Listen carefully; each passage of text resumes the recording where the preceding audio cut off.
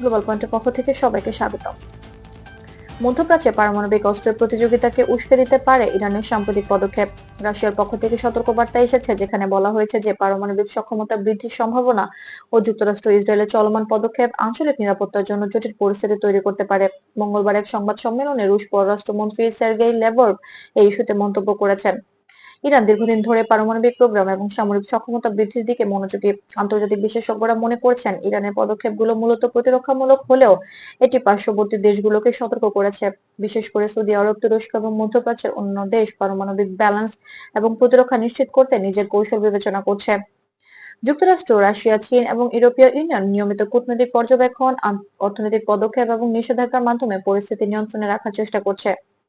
আন্তর্জাতিক বিশ্লেষকরা সতর্ক করেছেন যে পারমাণবিক প্রতিযোগিতা সম্প্রসারিত হলে আঞ্চলিক স্থিতিশীলতার উপর দীর্ঘমেয়াদী প্রভাব পড়তে পারে। বিশেষজ্ঞরা বলছেন, দীর্ঘমেয়াদে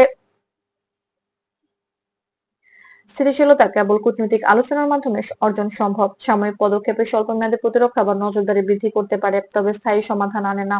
তাই আন্তর্জাতিক সম্প্রদায়ের সক্রিয় নজরদারি, রাজনৈতিক সংলাপ এবং কূটনৈতিক উদ্যোগ একান্তভাবে প্রয়োজন।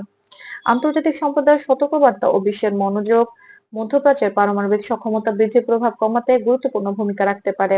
বিশেষ করে এই প্রক্রিয়ায় পারস্পরিক সমঝোতা ও শান্তিপূর্ণ পদক্ষেপ অবলম্বন করলে আঞ্চলিক স্থিতিশীলতা বজায় রাখা সম্ভব।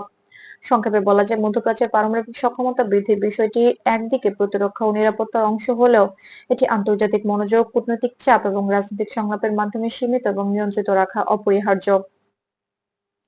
গ্লোবাল পয়েন্ট সর্বদা আপনার জন্য নিরপেক্ষ, ফ্যাক্ট বেসড এবং ভ্যালিড তথ্য উপস্থাপন করে থাকে। আপনি যদি আন্তর্জাতিক, রাজনৈতিক এবং সামরিক বিশ্লেষণ মিস করতে না চান, সাবস্ক্রাইব করুন আমাদের চ্যানেল গ্লোবাল পয়েন্টকে এবং সর্বশেষ আপডেট পেতে সাথেই থাকুন।